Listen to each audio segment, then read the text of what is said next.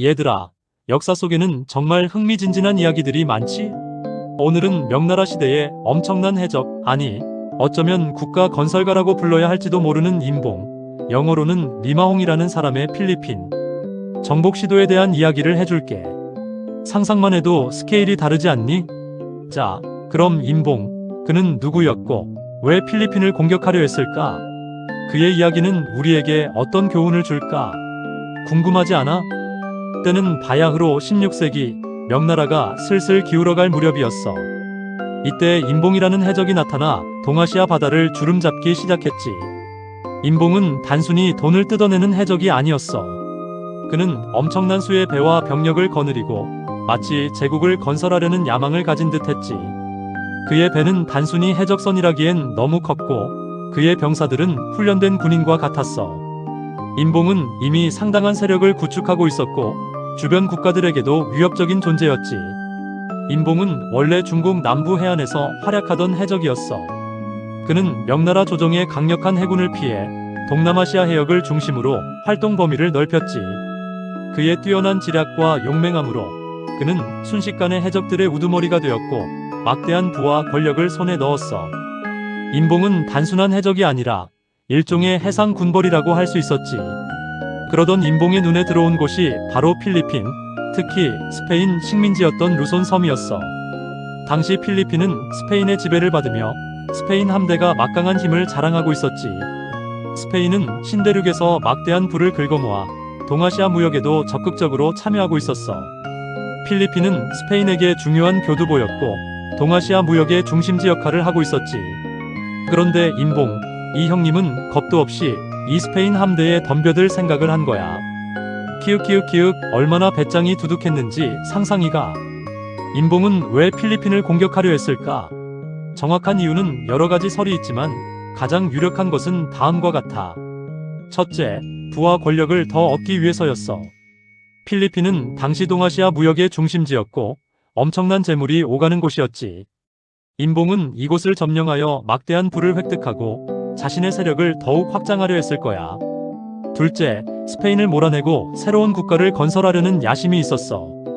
임봉은 단순한 해적이 아니라 자신만의 왕국을 건설하려는 꿈을 꾸고 있었지. 필리핀은 그의 야망을 실현하기에 좋은 장소였어. 셋째, 명나라 조정에 대한 반항심이었을 수도 있어. 임봉은 명나라 조정의 추격을 피해 동남아시아로 도망쳤지만 그의 마음속에는 언젠가 명나라를 멸망시키고 새로운 시대를 열겠다는 생각이 있었을지도 몰라. 임봉은 1574년 무려 60척의 배와 2000명 이상의 병력을 이끌고 필리핀을 침략했어. 이 정도면 그냥 해적 수준이 아니지. 전쟁이지, 전쟁. 임봉의 함대는 필리핀 해안에 상륙했고 스페인 군과 격렬한 전투를 벌였어. 임봉은 필리핀의 수도 마닐라를 공격했고 스페인 군대는 엄청난 혼란에 빠졌지. 당시 스페인 군은 수가 적었고 임봉의 공격에 제대로 대응하지 못했어. 마치 영화의 한 장면 같지 않니?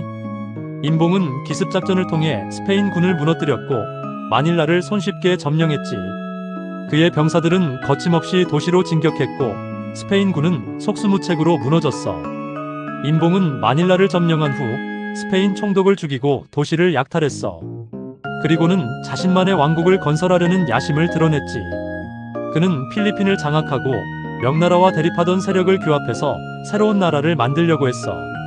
그는 필리핀을 자신의 새로운 근거지로 삼고 동아시아 해상 세력의 패권을 차지하려 했지. 하지만 그의 꿈은 그리 오래가지 못했어.